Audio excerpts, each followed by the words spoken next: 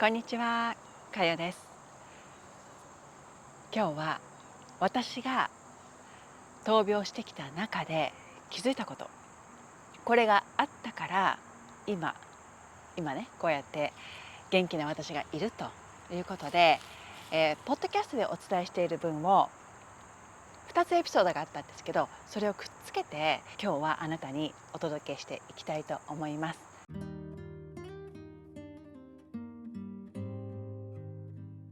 闘病から学んだこととして5つをね、今日あなたにご紹介します。で、一部がこれポッドキャストで2つエピソードがあるんですよ。で、それをくっつけてます。で、第1部が体を通して学んだこと。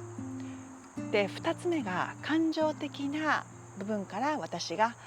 これをやってよかったなと思ったことをあなたに今日はお届けしていきます。闘病している時っていうのは身体的にも精神的にもかなりのダメージが来るんですよ。でもその中で、その状況の中でどうやって私が自身の体と感情を通して向き合ってきたのか。で、この辛い状況の中でも体や感情を通してどのように自身にアプローチするかで、私自身っていうのを大事にできるか。この主な5つをやってきたおかげで、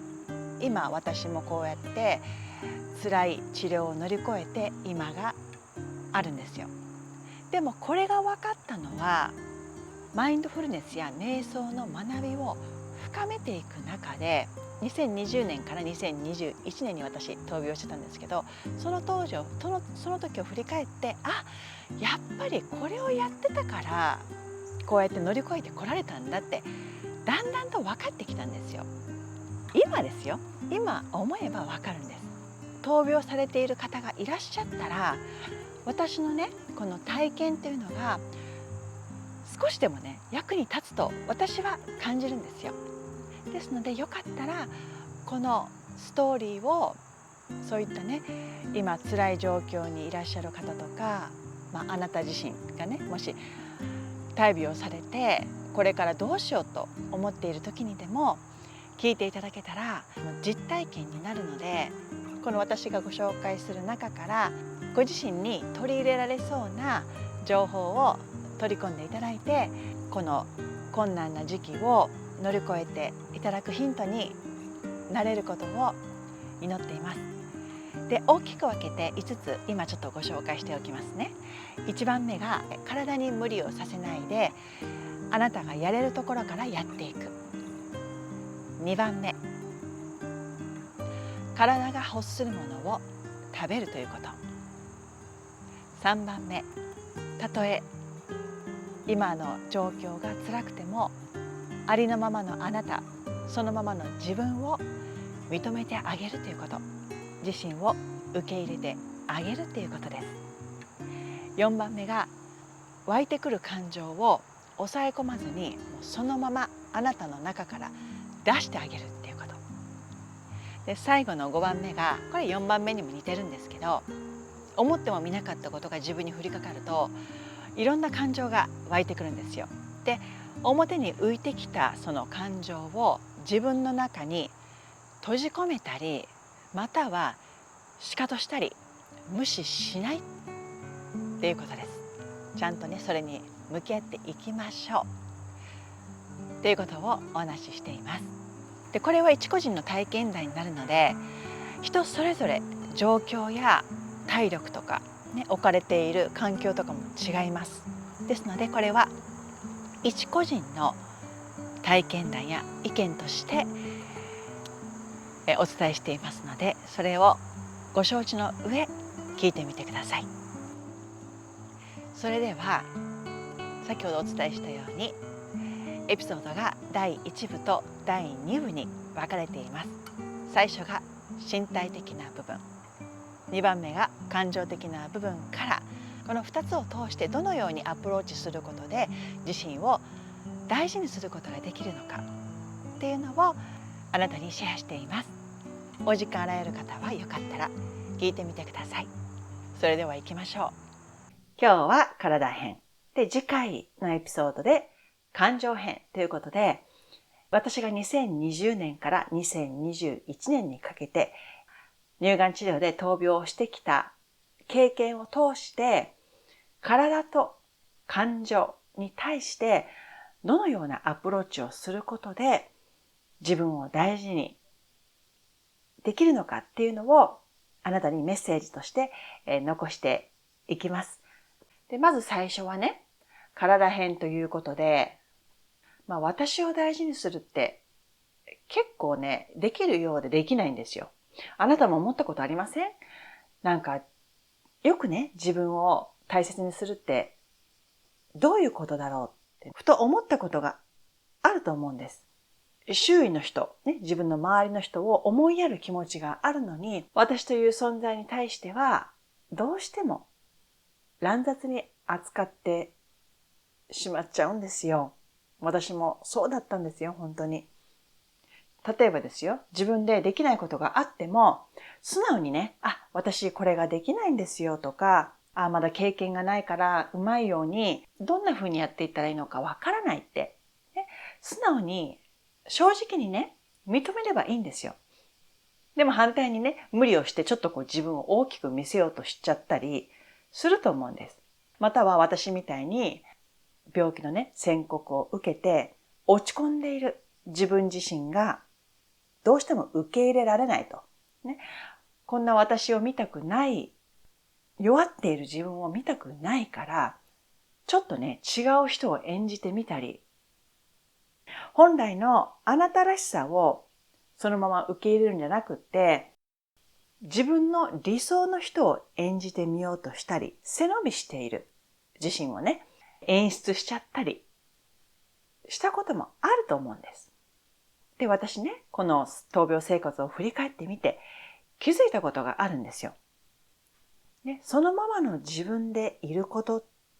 イコール私を大事にするっていうことなんですよ。どういうことかっていうと、今ね、お伝えしたように、自分ができないことを認めないっていうことは、ありのままのあなた自身を自分で承認できていないから違う人を演じてみたりするんですね。そのままの自分じゃないじゃないですか。偽のあなたなので。ということは、ありのままの自分っていうのを大事にできていないんじゃないかなって私は気づいたんですよ。でもね、いつもお伝えしているように、そのままの自分を受け入れて、ニュートラルなあなた、ギアが入っていないあなたをそのまま自分で、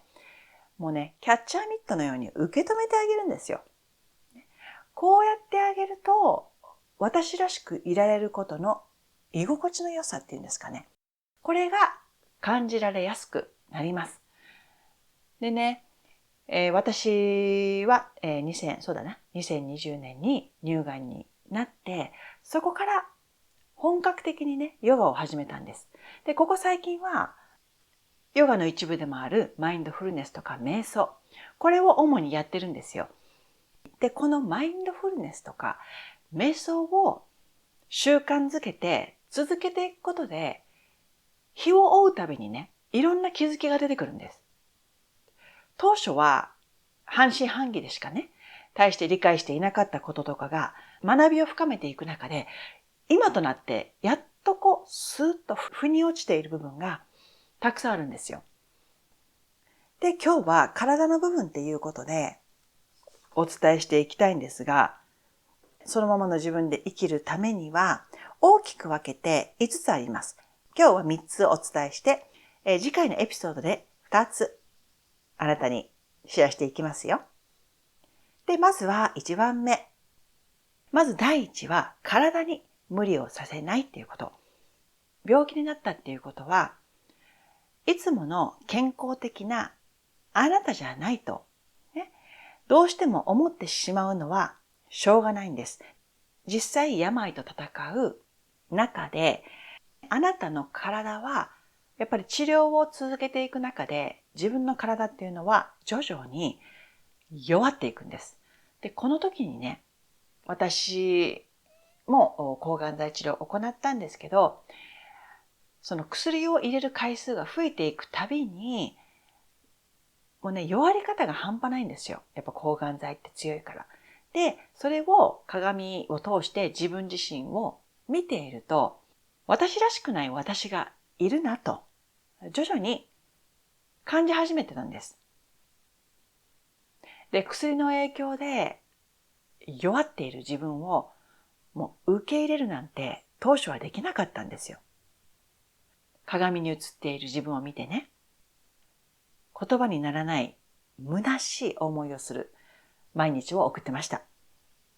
でも現実を受け入れてしっかり生きていくためには、そのままの状況を受け入れて、あなたができることにフォーカスしていくことが必要なんです。で、この部分を自分の目で実際見たときに、これはね、私らしくないなとか、私はもっと体力もあるしね、こんなはずじゃないと。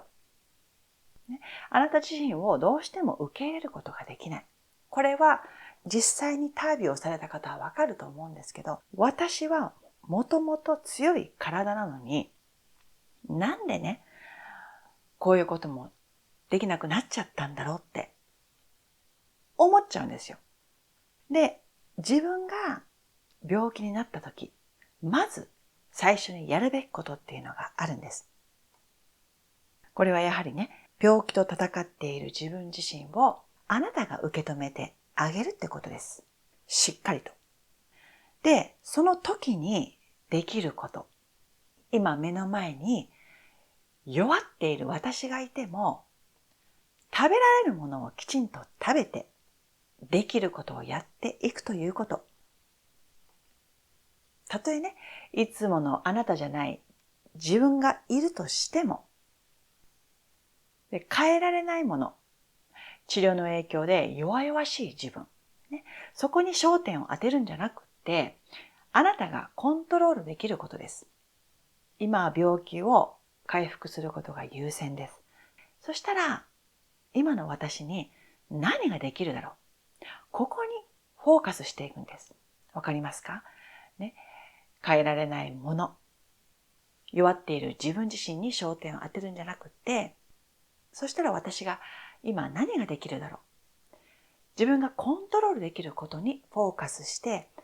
そのままのあなたを受け入れてあげるっていうこと。この教えが自然と身についていたからこそ、辛い治療を乗り越えられたんだと、今になって実感しています。薬の影響で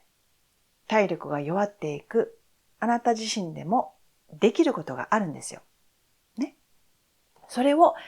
やっていくためにも、体にね、無理をさせないで、あなたがやれるところからやっていきましょうということです。で、2番目は、良くするものを食べる。1番目の続きになりますけど、食欲がね、どんどんなくなってくるんですよ。抗がん剤治療やってると。でもね、病気をしてる時もそうですけど、健康な時に食べられるものが食べれなくなってきます。でもこれは自然な体からのサインであって、衰弱している体にちゃんとね、栄養が必要なのはわかるんですけれども、その前に薬の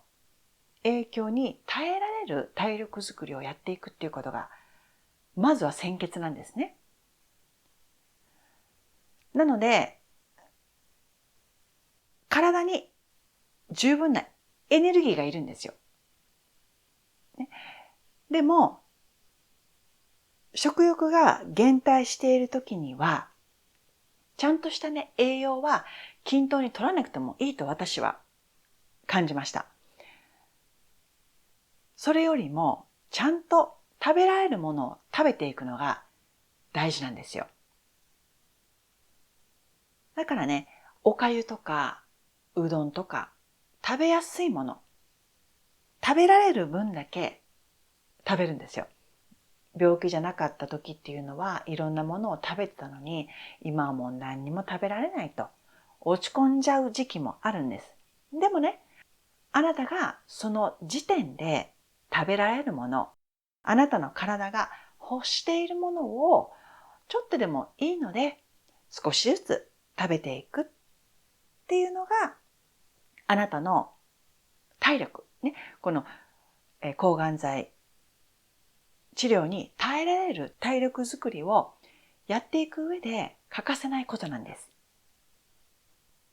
で、3番目がその時の自分をありのままに受け入れてあげるっていうこと。これ1番にも似てるんですけれども、私らしいイメージってほとんどの方が持ってると思うんです。あなたもないですか？私って、いつも元気でとか、食欲があって、ね、何に対しても前向きに取り組むことができると。これが揃って私自身なんだっていう、そんなイメージがあると思うんです。どうですか？あなたもちょっと考えてみてください。でもね、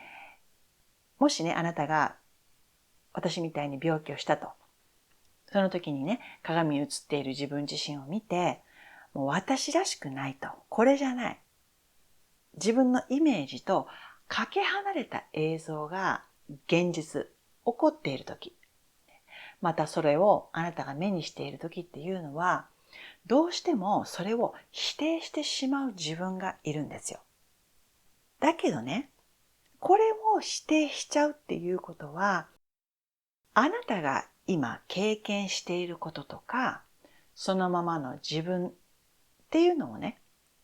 あなたという存在を受け入れてあげられてないっていうことになるんですよ。ね、たとえ体力がなくて、顔色も悪くて、髪の毛もなくて、以前とは自分私になったとしても、決してね、そこで自分自身を否定しないでくださいっていうことなんです。あなたがイメージする理想や想像の中の私でずっといられるわけじゃないんですよ。年を重ねて、今はあなたらしいあなたがいる。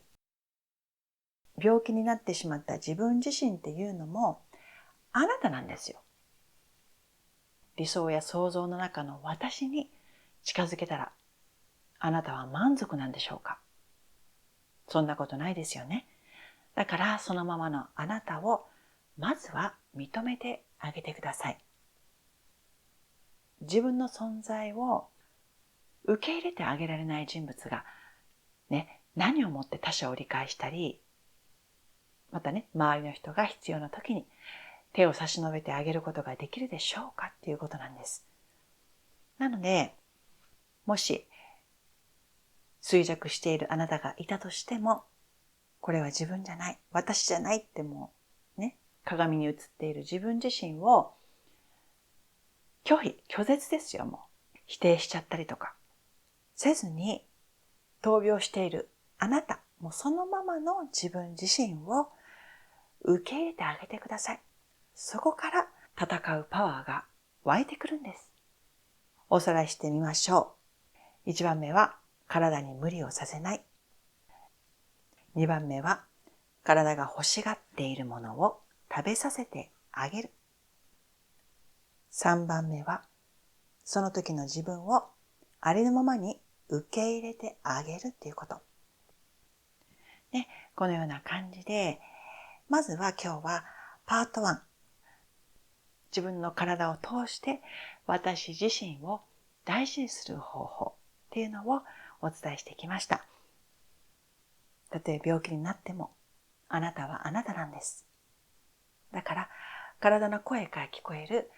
様々なシグナル、声に耳を傾けながらその時にできることをやったり、食べられるものを食べさせてあげたりして、あなたの面倒を見てあげて自分をいたわってあげてください。で、前回は体についてお伝えしていきました。今回は、自然な私たちの感情にね、焦点を当ててお話ししていきましょう。今回は2つあります。私たちは日々生きている中で様々な感情が湧いてきます。怒ったり泣いたりイライラしたり、ね、不安になったり。で、いつもお伝えしているように、この感情っていうのは私たちが生きていく上で必要なものなんですよ。ね、ちゃんと自分の身を守るために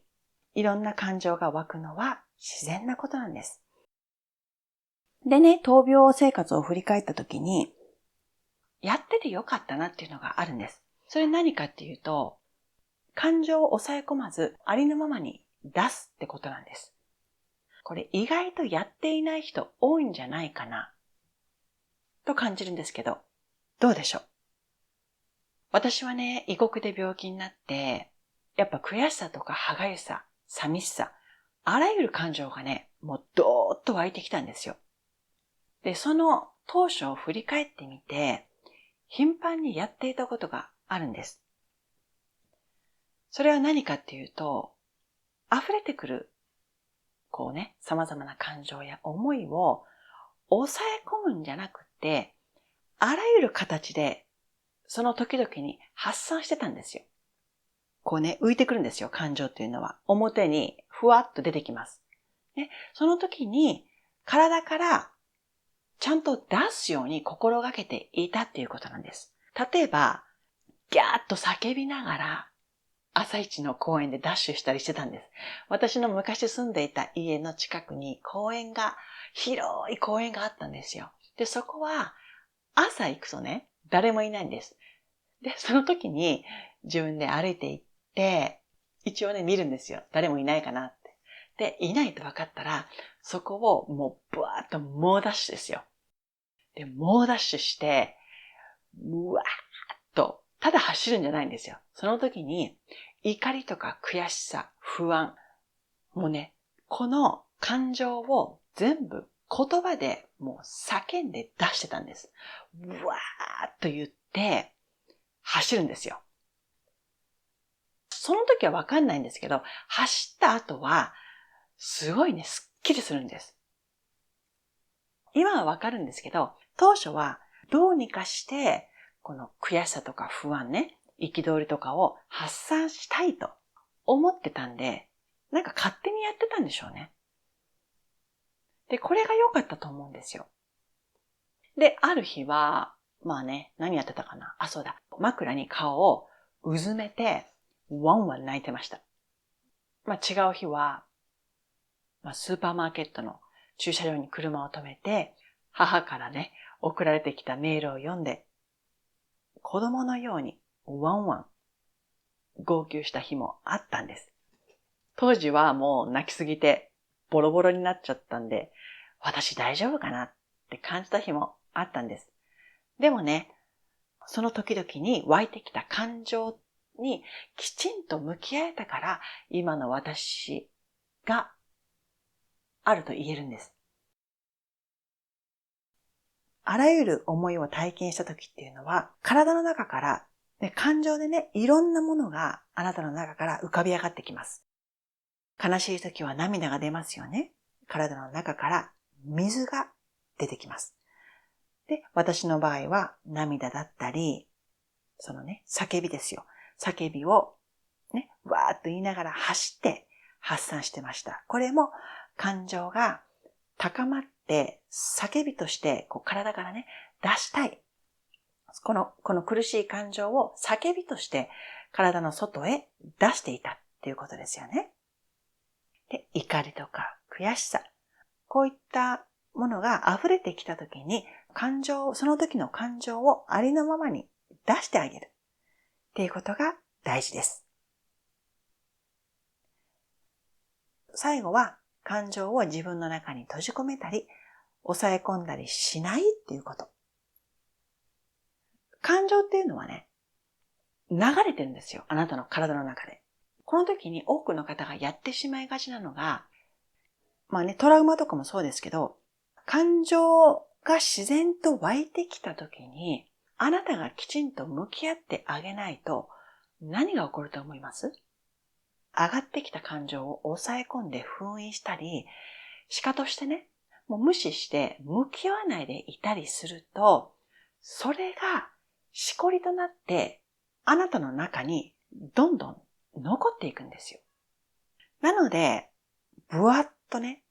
表に浮いてきた感情をきちんとあなたが感じて、ちゃんとね、対処してあげる。これをやらないと、どんどんね、上から抑え込むようにして、考えないふりをしたり、ね、向き合わないで、もういい、考えたくないからっていうことで、ぐいっと抑え込んでしまうと、自分の心の奥底に徐々に積み重なってくるんですよ。